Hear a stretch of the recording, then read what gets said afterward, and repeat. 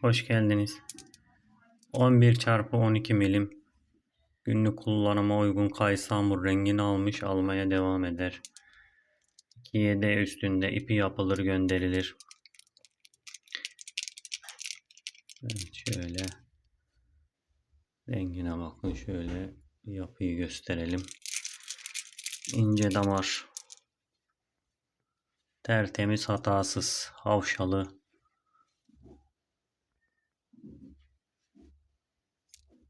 Böyle yakından da gösterelim.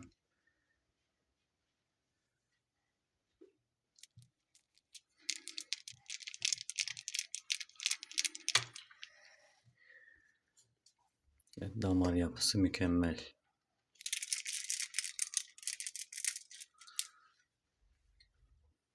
Evet, sadece bir kişiye mevcut. Alıcısına hayırlı uğurlu olsun. Görüşmek üzere, hoşça kalın.